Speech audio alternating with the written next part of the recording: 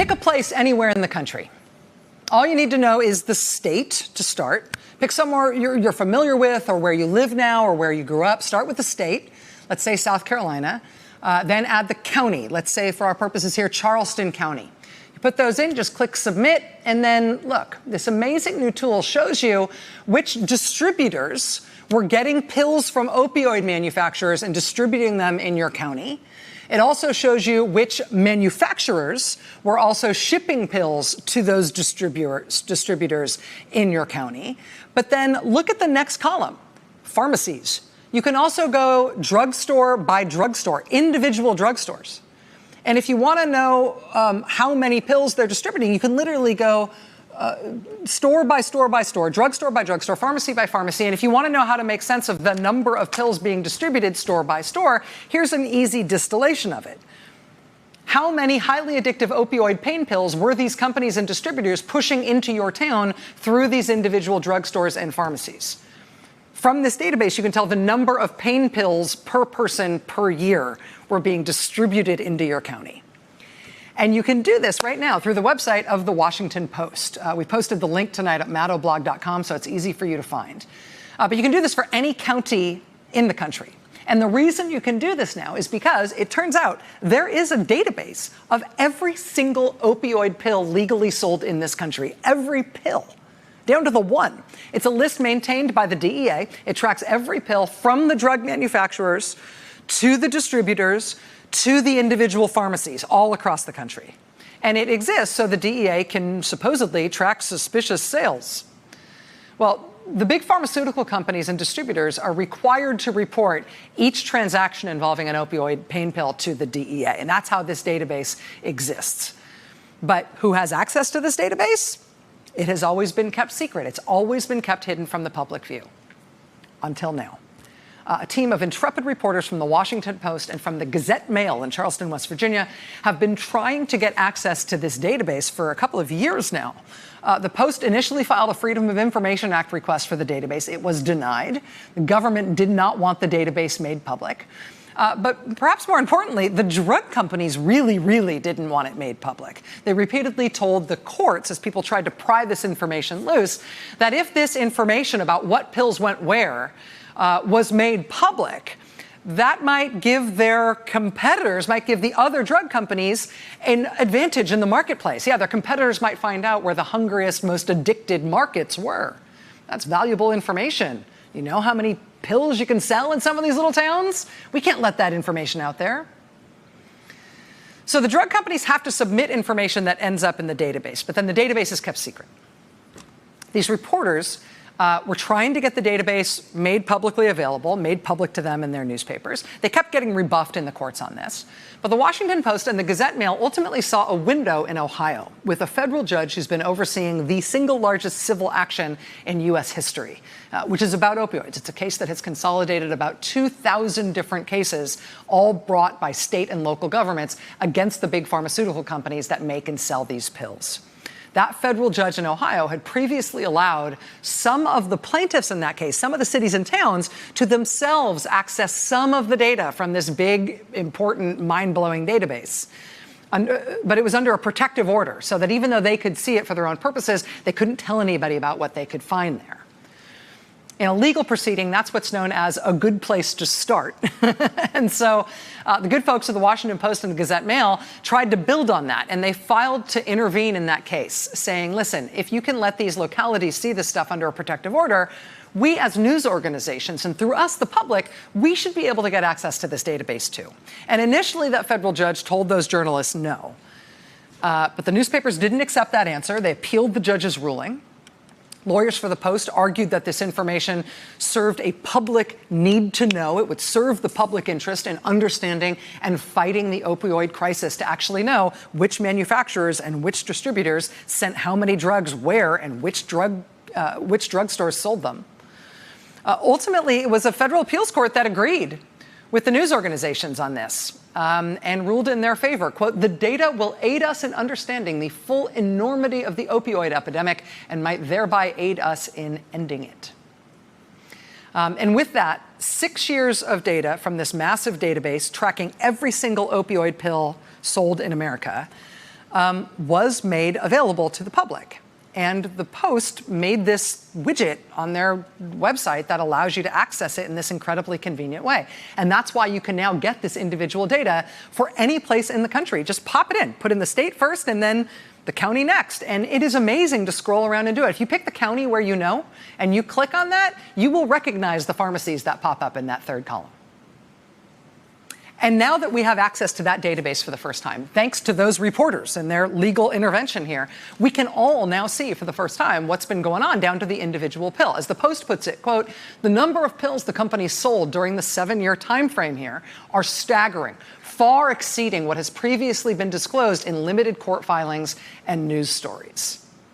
Yeah, far exceeding what we knew was out there. I wonder why they never wanted anybody to see this database, huh? Turns out you might not want the country to know that you are shipping out more than 12 billion highly addictive pain pills in a year. 12 billion pills to a country with only 320 million people in it. Yeah, I probably wouldn't want anybody downloading that data either. So what the Post has been able to get their hands on is data from 2006 to 2012. That's the 7-year period. That's all that the reporters were able to get out of the courts for now. One of the amazing things here is that so many more billions of pills were being shipped out than anybody knew about. But also, it got worse and worse and worse over time. Again, this is a 7-year period starting in 2006. And over those 7 years, from 2006 to 2012, as the opioid crisis lit the country on fire, right? And the death rate started skyrocketing and the country started freaking out about it. Over the course of those 7 years, from 2006 to 2012, while 100,000 Americans were killed by these drugs in that period, we can now tell they kept upping the number they were shipping every year. In 2006, they were at 8.4 billion pills. By 2012, they were up more than 50% from that, at 12.6 billion pills. By 2012, that meant they were shipping out an average of 36 highly addictive pain pills for every man, woman, and child and baby in the United States. And now you can check to see if your county was on par with that, or maybe doing better than that, good for you, or maybe you're hog. Again, just for context here, the per person average as of 2012 is that they were shipping out 36 of these pills for every man, woman, and child in the country. 36. In Norton, Virginia, which is the smallest city in Virginia, up in the mountains, basically just a small town, up there they weren't shipping 36 pills per person. They were shipping 306 pills per person over the course of just 1 year. It's astonishing. The other thing that's amazing about this database, though, is that it doesn't just tell us how many pills we're shipping overall and to where and how they went up and up and up each year as the country got more and more addicted. They also tell us what the companies knew about their own behavior, because this is what they knew they were doing. This is their own data that they plugged into this database. So they knew. So, this company SpecGX knew that they were shipping 4.7 million highly addictive pills that year into Norton, Virginia, into a town of 4,000 people. 4.7 million pills? Walmart knew that it alone was distributing 3.4 million highly addictive pills that year into a town of 4,000 people. Quote, the database reveals what each company knew about the number of pills it was shipping and dispensing and precisely when they were aware of those volumes, year by year, town by town. And case after case, the companies allowed the drugs to reach the streets of communities large and small, despite persistent red flags that those pills were being sold in apparent violation of federal law and diverted to the black market. The Post has been reporting out the details of what they are learning from this database that they have pried loose from the government.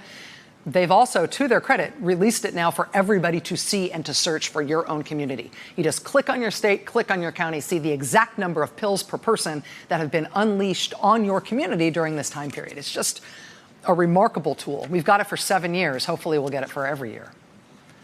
A lot of powerful companies wanted to keep this secret, but now we all have access to it thanks to the work of these journalists who kept fighting. Who didn't take no for an answer. Thanks to the Washington Post and West Virginia's Charleston Gazette-Mail.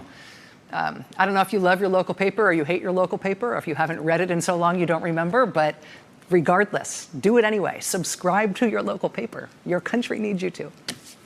That does it for us tonight. We will see you again on Monday. Now it's time for the last word. The great Joy Reid sitting in for Lawrence tonight. Joy, I took your first 58 seconds. I'm very sorry. No, it was very much worth it. And I have to tell you, as I'm listening to you, Rachel, this is drug dealing, right? I mean, if this was like the 80s and you transport this back, these would be drug dealers, you know? And so we're treating it because it's prescription drugs like it's something other than drug dealing. But that is what it is, right? I mean, what you just described is massive national drug dealing rings, essentially. At a corporate scale and with corporate data management to match it. I mean, for Walmart to know, Walmart to have the information that in a town of 4,000 people in Virginia, they shipped 3.4 million opioid pills into a town of 4,000 people over the course of 1 year. Yeah. They knew that. They had that information and they did it anyway, and it got worse year after year after year. Yeah. All these companies knew it and they kept doing it. And we never had the data to prove it before, and now we do. And now we do. And also, you said Walmart means they're preying on the poor. I mean, I lived in Florida for 14 years. Massive, massive epidemics that they kind of like they extrapolate, right? Like once people are addicted to one kind of pain medication, sometimes then they go and migrate to other kinds of narcotics. And so you're creating this whole addicted nation. It's like a combination of the drug dealing epidemic of the 80s, right? Of just, constant drug dealing, along with the tobacco industry where they knew what they were doing and they knew it was killing people, but they kept doing it. It's like those two scandals combined. It is. It's like, I mean, and actually the legal effort around trying to hold the companies to account parallels the tobacco industry, I think, more than it parallels anything else. The difference here is that the pills that we're talking about here, as opposed to tobacco, are all the more deadly and on an even shorter time frame. So it's just, I mean, insane. It's stunning. And it's an amazing work of public service journalism for us to have this database now. Keep journalism going. It's very important. Subscribe thank you very to your local much. paper. Thanks, absolutely, Joy. absolutely. You are a godsend. Thank you so much, Rachel. Appreciate you. All right. Hey there, I'm Chris Hayes from MSNBC. Thanks for watching MSNBC on YouTube. If you want to keep up to date with the videos we're putting out, you can click subscribe just below me or click over on this list to see lots of other great videos.